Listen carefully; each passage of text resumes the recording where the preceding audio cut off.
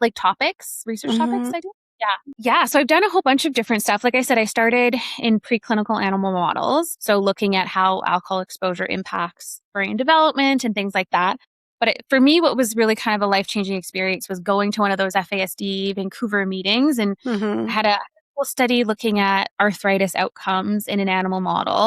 And I got a great question from somebody, in the audience, basically being like, this is cool, this is interesting, but like, what about me? What about others with FASD? Do Mhm. we actually know about, autoimmune conditions or arthritis in us humans? Yeah. And I had to be like, well, we haven't really been able to look at that yet. And I think that was that moment when I realized like I need to be doing more clinical research because Mhm. I'm not saying that the animal model stuff isn't important and it allows us to ask really specific questions, but there's just such a lack of understanding Yeah. in. I'm so glad to have you with me on this week's episode of Living with FASD. I try each week to bring you candid conversations that are meaningful.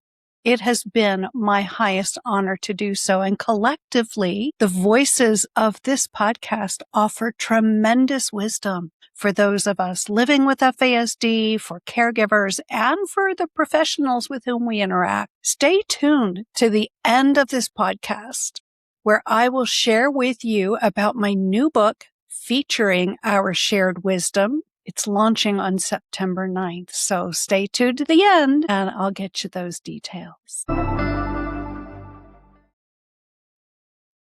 Welcome to another episode of Living with FASD, Candid Conversations with Patti Kasper, and I'm your host. And today I am so excited to bring to you Ms. Tamara Bodner she's an associate professor at the University of Calgary to our north and has been a speaker for several sessions at the Seattle conference this past spring. And I'm just so excited. Tamara, thank you so much for taking the time out of your busy schedule to come and talk to us. Yeah, thanks for having me. Yeah. So one thing that I love to ask people who are either studying or teaching, what brought you into the field of FASD? Oh, that's a great question. So I started my PhD in Vancouver with Dr. Joanne Weinberg, and she's been in the FASD space, basically since it began. Mm-hmm. And she was my mentor, and she really, basically sort of brought me into this place. And I think, at that point I was doing preclinical animal model research. Mm-hmm. But her sort of training environment really involved, working with individuals with FASD, being part of at that point, that was the Vancouver meeting, Mm-hmm. predating the Seattle FASD meeting. So really just recognizing, the importance of studying FASD. And I think, in the context of I'm a neuroscientist by training, so I'm really, always been interested in the brain, but Okay. learning more about, brain-based conditions and recognizing that FASD is just so understudied, Mm-hmm. really wanting to sort of move that needle as much as possible and sort of bring also along with it, sort of bringing attention, decreasing stigma around Mm-hmm. FASD. That's sort of Mm-hmm. always been the driving force. So even sort of extending beyond my time in Joanne's lab and now in my own lab, that's really kind of the main goal is bringing more research into this space, but also Yeah. alongside really decreasing stigma. Okay. And did you seek her out when you were deciding, what do I want to get my dissertation in? Or, I mean, what led you to FASD? Is there a personal connection? Yeah, I mean, for me, it was all about having a great mentor. So, to be perfectly honest, I didn't necessarily know that was going to be like FASD or, Okay. in this research space. But, having a mentor who, especially like a really strong woman who's a really big advocate and just like a leader in research, but also really passionate about what she does. And I think that's pretty infectious. Like when you work with somebody Yes, it who's is. excited about what they do and why they do it and why it's important. Yeah.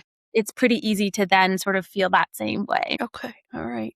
Now, one, I don't know, maybe this might be too revealing. I don't know. With the stats, what they are, like 1 in 20, if you listen to the CDC, 1 in 12, if you listen to the folks at CanFast, that's a lot of people. So, when I do presentations, I will say, how many people do you know? Do you know more than 100 people? Do you know 200 people? Well, how many is that divided by 20, right? That's how many people with FASD you know. And it's so after the more that you have studied this, do you recognize it in people that you know? I mean, I think, I do similar things. Like when I'm teaching, for example, I think for me, it's more recognizing that how prevalent it is, but also how not understood and even misunderstood it is. So like when I'm teaching in big classrooms, I can bring it into any classroom, no matter what the topic, I always bring it in some capacity. Yeah. And we'll ask students like how many have heard of FASD, how many know what it means, and just like getting at some of those like myths, etc. And really realizing that there is such a lack of knowledge despite the fact that it is so prevalent. So I think that that's where I kind of see it. And so like doing my part to try to like, teaching a lot of med students and nursing students and just general science to try to sort of move that needle as well. But I think that is one of the most surprising things because everybody knows about autism. Everybody knows about Down, for example, but, we don't necessarily have that same understanding and sort of public acknowledgement of FASD. Right. Even though our prevalence rates dwarf theirs. Exactly. So, not that 2 to 1 is dwarfing, but I mean, when you look at the scale, Totally. And then from a research side, like it's a more prevalent condition than many others, but also we know so much less about it. So like those two pieces together, I think, is one of the reasons that I've really stayed in this space is to try to. Now, what are the subjects of the studies that you've done so far? Like research topics I do? Yeah. So I've done a whole bunch of different stuff. Like I said, I started in preclinical animal models. So looking at how alcohol exposure impacts brain development and things like that. But for me, what was really kind of a life-changing experience was going to one of those FASD Vancouver meetings and I had a whole study looking at arthritis outcomes in an animal model. And I got a great question from somebody, in the audience, basically being like, this is cool, this is interesting, but like, what about me? What about others with FASD? Do we actually know about, autoimmune conditions or arthritis in us humans? Yeah. And I had to be like, well, we haven't really been able to look at that yet. And I think that was that moment when I realized like I need to be doing more clinical research because, I'm not saying that the animal model stuff isn't important and it allows us to ask really specific questions, but there's just such a lack of understanding in people with FASD and that part should come first. So from that, I had a cool opportunity to, as part of a grant with Joanne Weinberg, and then now that I've carried here, look at adult outcomes. So adult health-related outcomes in individuals with FASD. But taking that whole body approach. So again, I'm a neuroscientist, like fundamentally, I'm really excited about the brain, but recognizing that no body system, works by itself. So really looking at sort of whole body health and how, various factors sort of across body systems impact the brain in FASD. So what are your findings when it comes to, well, let's just take the arthritis. Have you looked more at that in terms of people? Totally. So from that rodent study, we saw sort of like increased severity and impaired recovery from this arthritis-like condition. But then translating that into the clinical setting, we started out by looking at basically diagnosis of autoimmune conditions. So for everybody that's come into our study, we asked and also looked at medical records to look at whether, the number of folks that have been diagnosed with an autoimmune condition. And we didn't really see all that much, but that basically comes down to, what we're hearing from individuals is that, they may be experiencing some symptoms, but they're not, when they're going to their family doctors, they're maybe not even getting referrals to like rheumatology or, basically not getting those symptoms or getting told they're too young to be experiencing some of these conditions. So we quickly pivoted from just, getting these diagnoses.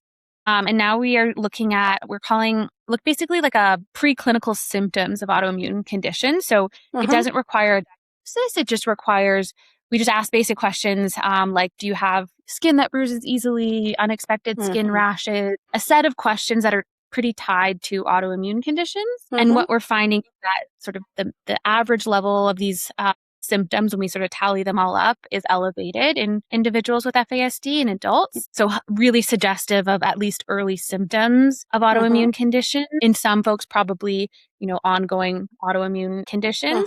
But we also see a lot of variability. So something we do in our work is try not to think of, what is FASD doing in general, but also looking at individual differences. So that kind of risk resilient idea. So, Okay.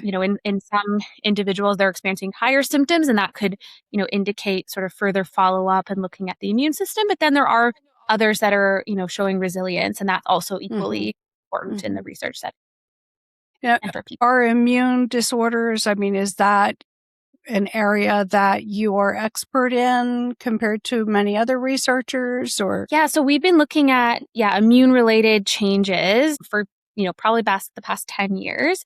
Uh-huh. And in different ways. So, one of the first studies we looked at was, does alcohol exposure change the maternal immune system and what are the consequences for neurodevelopment of kids?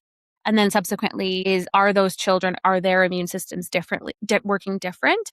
Because something Uh-huh. we know a lot about now is that we think of our immune system when we think of like, getting the common cold or a virus, but our Yeah. immune system is really critical for brain development in Okay. utero and also postnatally. So we think about it kind of in both ways as like protecting the body, but also supporting healthy brain development. And we Uh-huh. do see changes in immune function that are tied to neurodevelopmental outcomes. So like a Uh-huh. certain sort of Uh-huh. shift in that immune profile linked to sort of brain changes. But now as we move into adulthood, we're sort of profiling the immune system and looking at kind of the immune environment Uh-huh. and looking at how that sort of ties to health conditions because changes in immune function are really tied to sort of health body systems kind of breaking down and Yeah. health Yeah. problems later in life. Well, and maybe I'm off base. Maybe I'm too simplistic, but we have like the first two systems to come on board is the GI system, right? And the CNS, the central nervous system. But the immune system's right there too, right? So Yeah.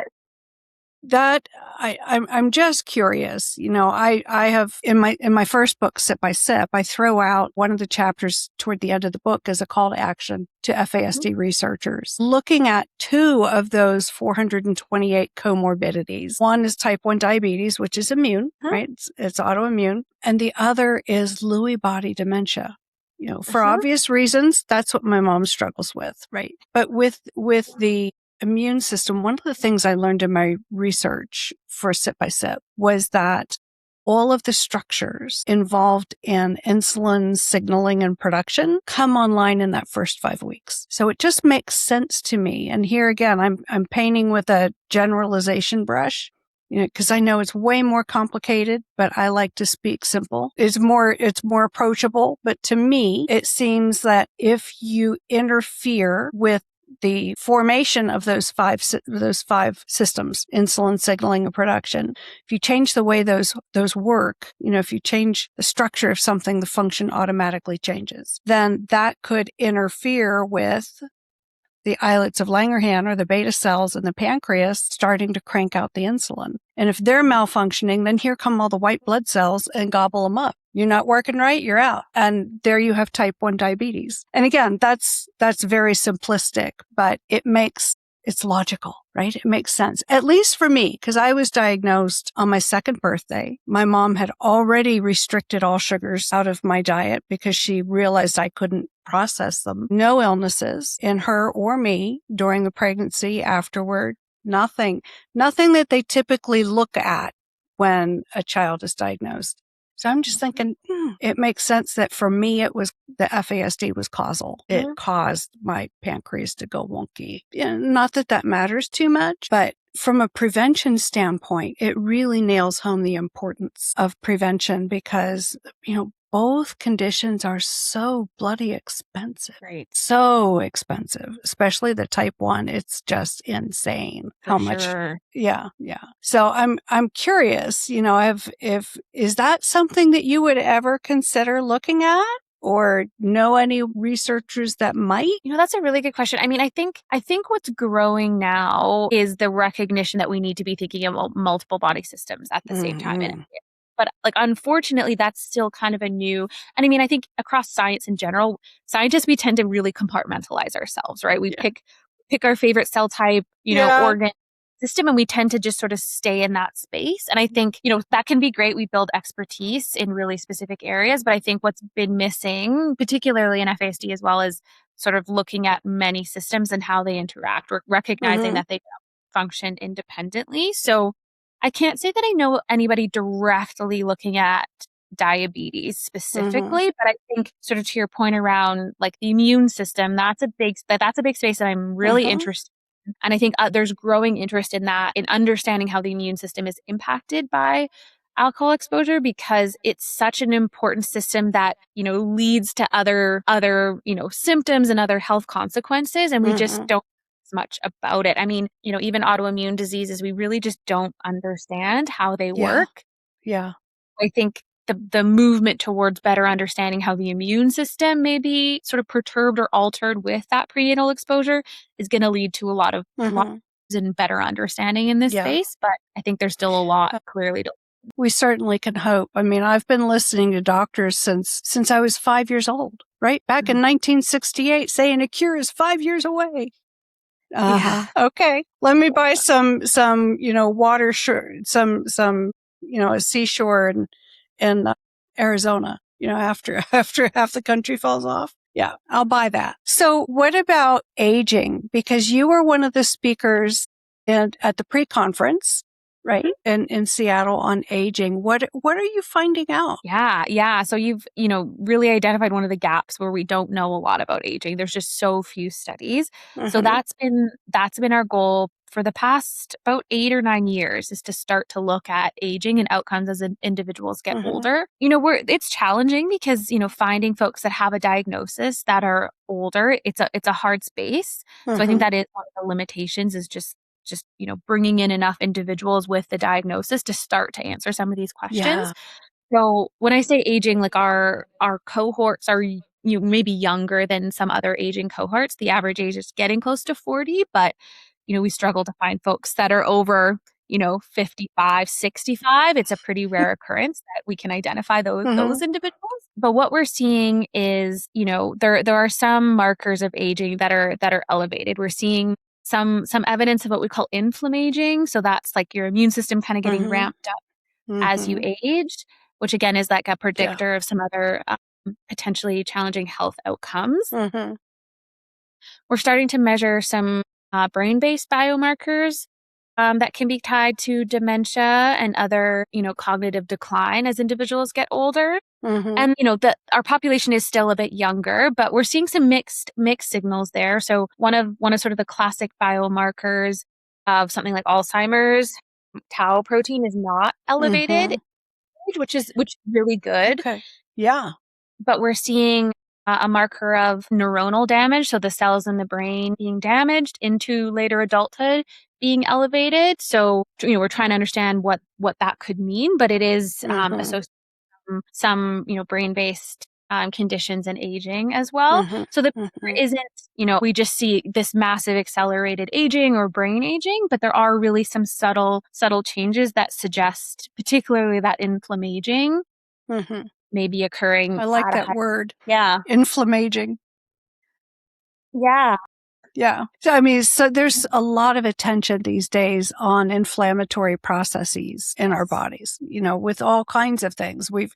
You can't watch TV without hearing an ad for something that inflammation is tied to. Yeah. For sure. What are you finding with inflammaging FASD? So we're, and it's a challenging thing to measure. So that's one of the, the complications.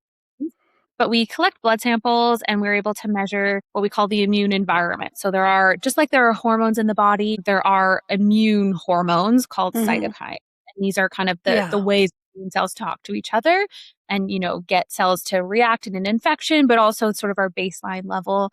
It can allow us to assess our baseline level of inflammation. And what we're seeing is elevations in a number of different, what we call pro-inflammatory cytokines. So cytokines that are sort of contributing to increased inflammatory burden in individuals with FASD. And also some of these markers are specific more to like autoimmune related conditions. And that's also what we're seeing as being elevated in adults with FASD.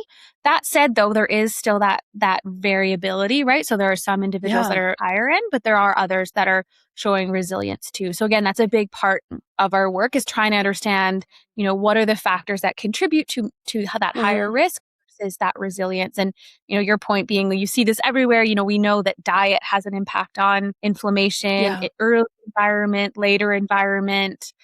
things like smoking and other things like that. I'm really trying to understand, what are, in addition to that prenatal exposure, what are sort of those drivers of risk versus resilience from an inflammation perspective. Now, one of the guests that I've had on several times, his name is Carl Jung. You saw him at the conference, I'm sure. Yes. And, he's very vocal about the fact that his doctor told him, you are aging faster because of your FASD. You have the body of someone far beyond 54 years. Is that bearing out in your research at all? Or is he just like a shining example that, is a one-off? Or do you see that a lot? Well, in the research, it's tough because we look at sort of individual metrics and also across many individuals. And, I would argue that, what is aging and what is normal aging is even just hard to assess. So I think what we're trying to do is look across different systems. So like that immune system being one of them, metabolic, brain, et cetera, and characterize areas of vulnerability so that with the goal of then supporting those specific domains. So, but I think many of the folks that come into the study are coming in for those same reasons, is that they've been experiencing all these different health challenges and the medical system can't really figure it out.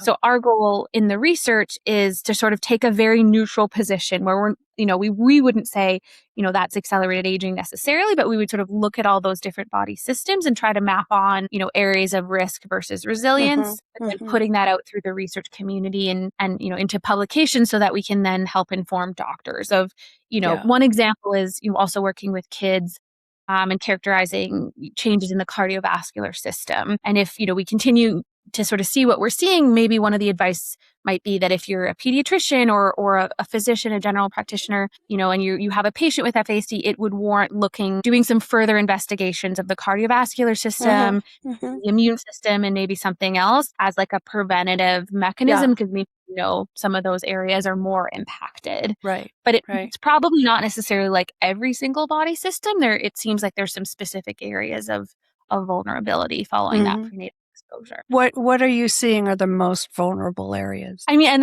that's a tough one to answer too, because it depends on your lens, right? So I'm a very sort of immune focused, like from a research setting. So we're seeing a lot of immune changes, and it pretty much doesn't matter what age you're looking at, which marker. We see sort of these really consistent inflammatory sort of shifts in individuals with FASD from early postnatal all the way into aging. So I think that's a really, really important one, just because it's kind of at the center of a lot of other things. But we're also starting to look at the gut microbiome because we know in other neurodevelopmental conditions, shifts in the microbiome are tied to, other health outcomes and brain changes, but actually we know nothing about this in FASD at all. Okay. So we had some work in animal models, but now we're looking in adults as well to try to say, are there shifts in the microbiome? And it really appears like there are. But I think one of the reasons we're focused there is because that's potentially decently modifiable, either with diet or there's other ways to kind of impact the microbiome. But that's another area. And of course, the microbiome and the brain are very linked along with the immune system. So thinking about kind of that gut-brain immune connection. Yeah. Again, trying to think outside of individual systems, but in terms of like how different systems might be like talking to each other and influencing each other. So those are a few that are coming up for us. But again, that's based on like what we're interested in and looking at specifically. Right.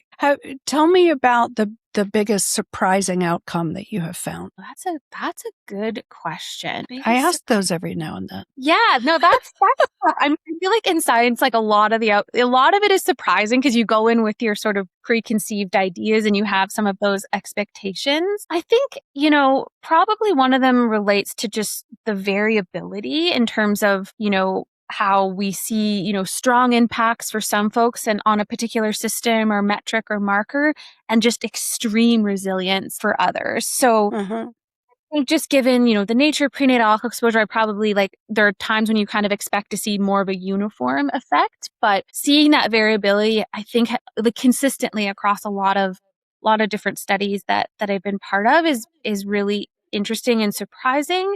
But at the same time, I think it's really important and has a lot of hope tied to it too, because it's clear that it's not just you have this exposure equals this. You have Right. environment Right. matters much, and there's really a lot of room to kind of modulate, and treat and support and prevent if we can understand sort of what are the key drivers of some of these health conditions. Okay. What would you say is the most promising finding that you've had? It's another really good question that definitely gets me thinking. I mean, I think, looking at some of those brain biomarkers and seeing no changes, I think is really, really promising. Because some of those markers are really very much tied to early dementia and some really challenging outcomes. So really not seeing a lot of changes, we're still looking at, potentially a younger age group, but not seeing changes in that space, I think is really, really hopeful. Okay. It means that, we have to look at a lot of different areas and sort of further kind of examine that question. But I think that that's a really hopeful message. Yeah. Now, I will admit that the finding in that lay of the land survey, that early onset dementia, we have a 209 times more likely to develop early onset dementia. That freaked me out. That freaked me out. My mom had been diagnosed with Lewy body for maybe a year when I saw that. And that was tough. It was a tough pill to swallow. And I was changing her neurologist, I had just gotten her a neurologist here. And then she went on to hospice, and then she's just not dying fast enough. They kicked her off. So I had to find her a new neurologist. And that's when I read this study. I've made us both new patient appointments. And I said, I want a battery of tests just so I have a baseline to compare any drop off to. And, it just, because that is a scary thing to see. And when you're just doing an internet search, or just reading an article and you see something like that, the context isn't spelled out for you, and you're left not understanding, well, what is it about that study? How many people were in it? Which kind of dementia? Hello, there's a bunch of them. There's way more types of dementia than there are types of FASD, and there's just so many questions beyond that, but it's hard to stop yourself from going, and, it's kind of like that beyond 34, stat that just freaks people out. And it's like, no, put your brakes on. It's okay. It was one study of people that had never been supported or identified until way late in the game. And, it's hard to get past that gut reaction. For sure. But that's also why we need more work, because you can't, self-reports, and we need the sort of longitudinal space too, because your comment about like getting, a baseline assessment and then following people longer is really how we look at this, especially if we know there are cognitive changes early on in childhood and thereafter. We have to look at sort of magnitude of change over time versus like a one snapshot. Yeah, and that's kind of the thing with dementia. You have a before and then you have an after, but with FASD, there's no before. The brain injury was prior to birth. There's no way of knowing what could have been, would have been, were it not for the exposure. So, how do you do that? And this is a challenging one, because like some of the tools we use to assess for cognitive decline and dementia, or all of the tools were not, conceptualized with someone with FASD in mind, or anybody with, an intellectual disability. So being able to, like, what tools do we use to sort of follow folks and see those impacts? I talk about it with neurologist friends all the time, because the tools they use, we will see impairments with many adults with FASD on those assessments, but that is not an indication of dementia, right? So trying to identify new tools or new ways to look at subtle changes over time, but that's specific to FASD, I think is real. Like, that's really what we're trying to do now, alongside, bringing people in for a first visit and then tracking them over, hopefully, 5+ years to see how things change. Yeah. That's being able to find people, you said, is very hard. Where do you find the subjects for your studies? Yeah. So we do all sorts of things. So I'm very much, supportive of that, like nothing about us without us idea, working with individuals with living experience, partnering with various community organizations. So we work with, organizations that run different support groups or have different, a variety of different supports for individuals with FASD.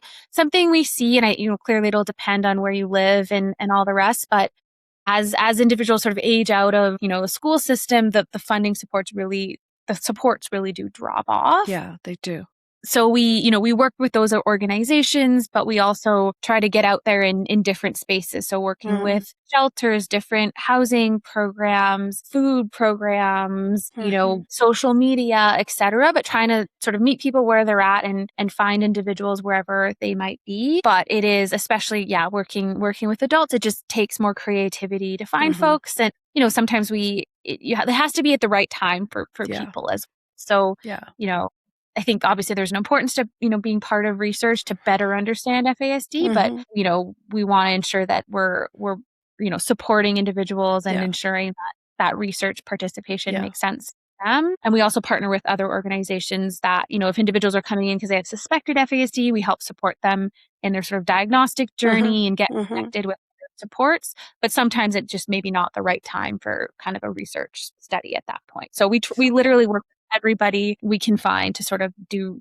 that research as sort of partnership and build relationships. Now, what kinds of things do you look at in terms of, when you're working with some older folks with FASD, are you looking at like maybe the accumulation of stress on the body and what that does?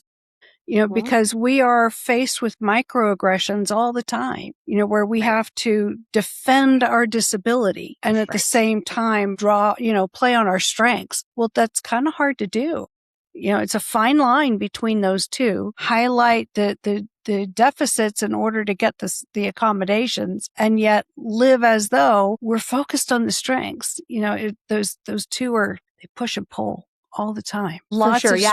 Lots of stress. Are you finding out, like the effect of all those shoulds? You should be able to do this. You should be able to do that. How does that play out on the aging body and mind with FASD? Right. So, and that's really kind of the perspective we take of like the sort of whole body condition, but also including the environment. So we ask a lot of questions. So that maybe is one of the challenges. The study is really long.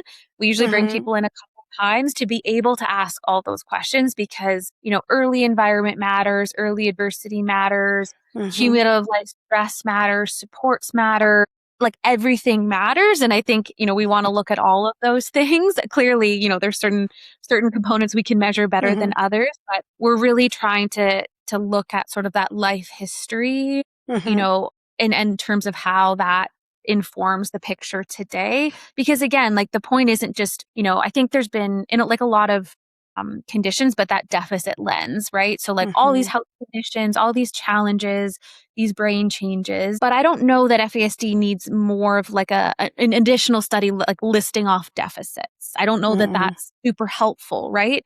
So we're characterizing what we're seeing from a health perspective, but by including all of those environmental and other components, we're able to sort of subgroup people and say, with these supports in place, these outcomes are better, or it looks like there's a relationship between stress and immune function. So higher levels of stress, changes in immune function that's tied to various health conditions. So we're definitely sort of taking that environmental component into consideration. Okay. What is something that you can provide the audience in terms of hope for, what the picture's going to look like for us as we age with FASD? Yeah, I think, that idea of like there's just so much variability. So thinking about, with, supports, healthy food and environmental supports, essentially, we do see a lot of really positive outcomes. And in terms of, we often talk about, what does aging look like and what, people want to know like what they can do to help support healthy aging.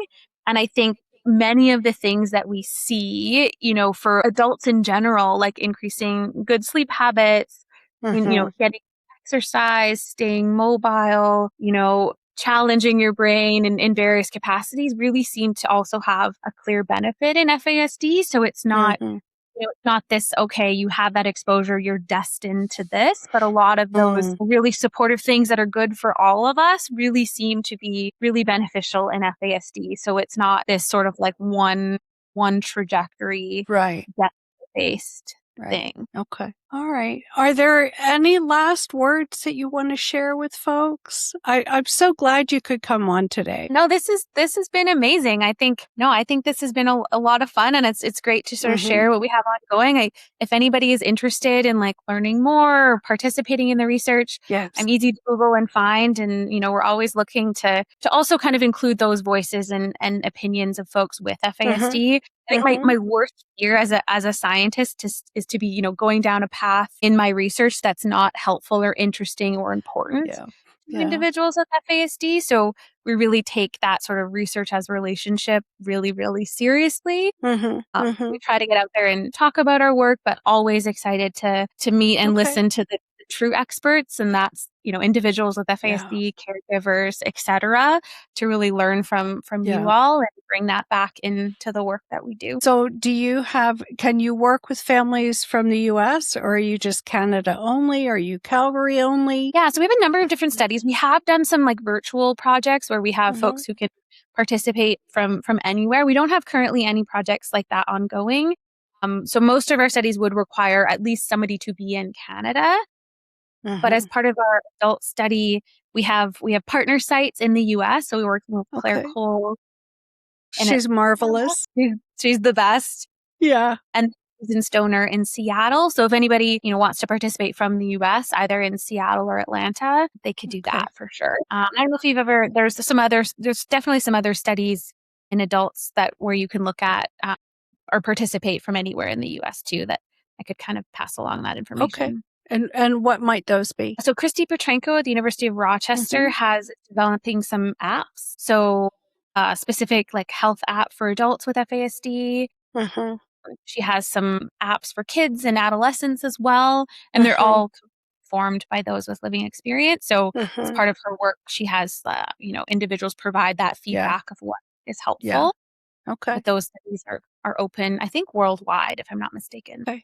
All right. Wonderful. Well, I'm so glad, Tamara, that you could come on. And Thanks for having me. Yeah. So I'd love to stay in touch with you so I can, when things really start to come together and you want to present some findings, then, let me know. We'll get you back on. That would be wonderful. Thanks so much for having me. All right. Thank you so much. I hope you enjoyed this episode of FASD. Please remember to like, subscribe, and share this podcast so that others can find it more easily and learn more about FASD for themselves. While you're at it, leave a comment on whatever platform you found this podcast. Let me know what you especially enjoyed about today's episode. Or you can email me at livingwithfasdpodcast@gmail.com. Now, I want to share some really exciting news with you. I hinted at it at the very beginning. If you followed this show for very long, you may recall some episodes where I talked about my 3D spectrum model, which I came up with to explain the scattered findings that show up when we do go through testing in the assessment process. Well, over the past year, I have really refined this, and I created a new framework through which to understand fetal alcohol spectrum disorders. So you can learn more about this new framework in my new book, 4D Living with FASD, Shared Voices, Clearer Understanding, and also the companion study guide, which is called Discover Your 4D Life, the FASD Living Experience. Both will be available on September 9th. You can order them online at my bookstore, which is books.by/yourfasdcoach. It'll also be on Amazon. So thank you again for joining us this week, and I hope you have a wonderful week ahead. And we'll see you next time on Living with FASD.